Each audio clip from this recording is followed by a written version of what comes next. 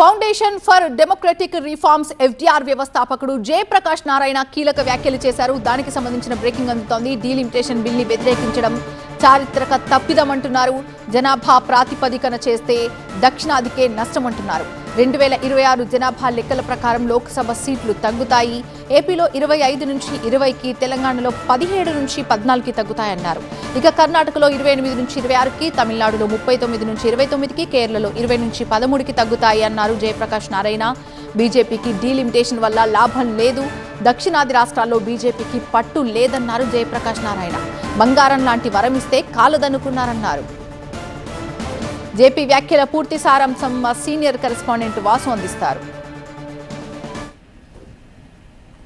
నిన్న లోక్సభలో ఎన్డీఏ ప్రభుత్వం పెట్టిన 131 రాజ్యాంగ సవరణ బిల్లు విరిగిపోయింది. సో ఈ అంశం గురించి మనతో మాట్లాడేందుకు లోక్సత్తా వ్యవస్థాపకులకు జయప్రకాష్ నారాయణ గారు. సార్ చెప్పండి, ఇటు దక్షిణాది రాష్ట్రాలకు తీవ్ర అన్యాయం జరుగుతుందండి. ఇటు సీఎం రేవంత్ రెడ్డి కావచ్చు, ఇటు తమిళనాడు సీఎం స్టాలిన్ కావచ్చు, పూర్తిగా ఈ బిల్లును వ్యతిరేకించారు.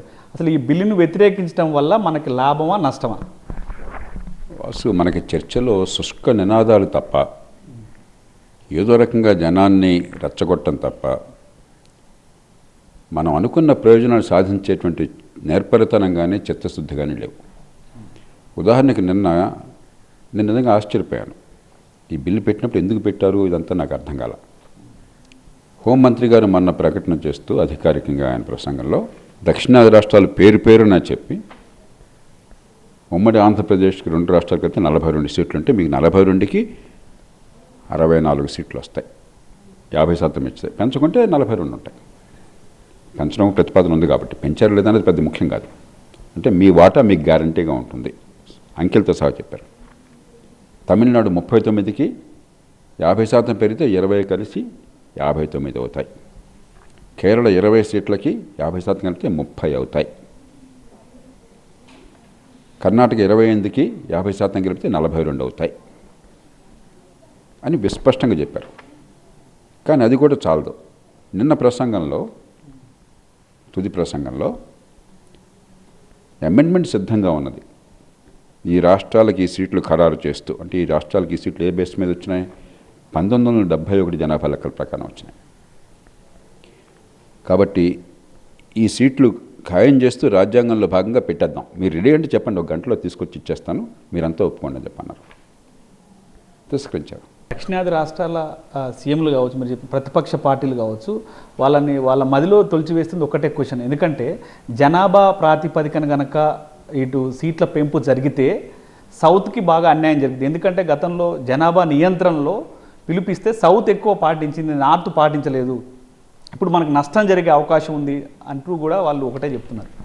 వాసు, అనూహ్యంగా పెద్ద హడావిడి ఆర్భాటం లేకుండానే, అడగకుండానే, నష్టం లేకుండా, జనాభా తగ్గినప్పటికీ నష్టం లేకుండా సీట్లు మీకు ఇస్తాము, రాజ్యాంగంలో పెడతామని చెప్పి నిన్న ముందుకు వస్తే తిరస్కరించడం ఎంత విడ్డూరం అది. అంటే రాజకీయ పార్టీలు ఒకళ్ళ మీద ఒకళ్ళకి ద్వేషంతో మాటలు ఎన్ని చెప్తున్నా కూడా వాడు చెప్పింది కాకూడదని తప్ప నాకు కావాల్సింది కావాలన్న కోరిక లేదు. మొహం మీద కోపంతో ముక్కును కూర్చోవడానికి సిద్ధపడ్డాం. సిరిరా మోకాలు అడ్డుకున్నాం.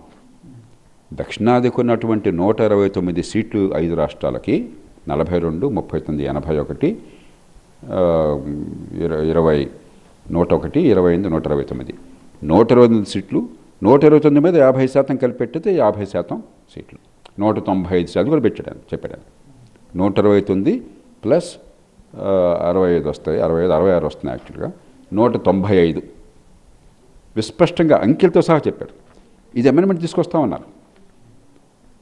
అంటే మీరు ఏమని గొడవ చేస్తున్నారు? రోజు వీధుల్లో గొడవ చేస్తున్నారు కదా, దక్షిణాదికి అన్యాయం జరిగిపోతుంది, మాకు జనాభాకి, మాకు ఆర్థికంగా పెరిగినా కూడా మాకు జనాభాని అదుపు చేసాము, దానికి మా మీద మీరు పెనాల్టీ చేస్తున్నారని చెప్పని. అదేమీ లేకుండా, మీకు జనాభాతో సంబంధం లేకుండా గతంలో ఉన్న సీట్ల శాతం మీకు ఉండేట్టుగా మేము స్పష్టంగా చేస్తామని అధికారికంగా 2 సార్లు ప్రకటించి, అంకెలతో సహా ప్రకటించి, అమెండ్మెంట్ తీసుకొస్తామని నా దగ్గర ఉంది, 1 గంట టైం ఇస్తే మీరు సిద్ధంగా ఉంటే అని చెప్పంటే మాకొద్దు అని చెప్పి తిరస్కరించడం, ఇది చాలా విచిత్రం. సిరిరా మోకాలు అడ్డుకోవడం. మీరు చెప్తున్న ప్రకారం తిరస్కరించడం ఇప్పుడు దక్షిణాది రాష్ట్రాలకు చేసిన తప్పని మీరు చెప్తున్నారు. మీ వాయిస్ ఖచ్చితంగా చారిత్రక తప్పిదం.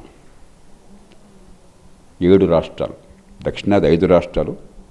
ఎందుకంటే ఇప్పుడు ఇది ఎప్పుడైతే ఈ రాజ్యాంగ సవరణ వీగిపోయిందో కాలచక్రం తిరిగిపోతుంది, మనకు ప్రమేయం లేదు. ఒరిజినల్ రాజ్యాంగంలో ఏమన్నది, ప్రతి 10 ఏళ్లకి జనాభా లెక్కల ప్రకారం రాష్ట్రాలకు సీట్లు కేటాయించవలే. అనుకోకుండా వెతకపోయిన తీగ కాలికి తగిలిందంటారే, అనుకోకుండా మనం ఏది కోరామో ఆ వారం ఇచ్చేశారు.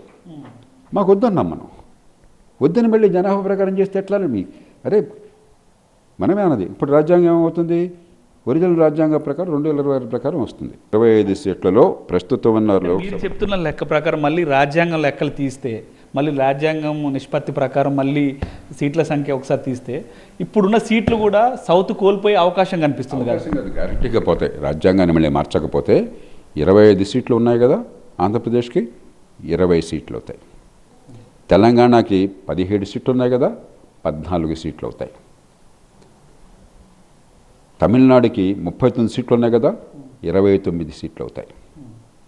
కర్ణాటకకి 28 సీట్లు ఉన్నాయి కదా, 26 సీట్లు అవుతాయి. కేరళకి 20 సీట్లు ఉన్నాయి ప్రస్తుతం, అవి 13 సీట్లు అవుతాయి. కేరళకి 7 సీట్లు పోతాయి, 13 సీట్లు అవుతాయి.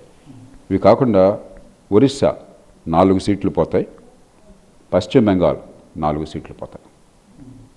ఒరిస్సా 21 సీట్లు ఉన్నాయి, 17 అవుతాయి. పశ్చిమ బెంగాల్ 42 ఉన్నాయి, 38 అవుతాయి.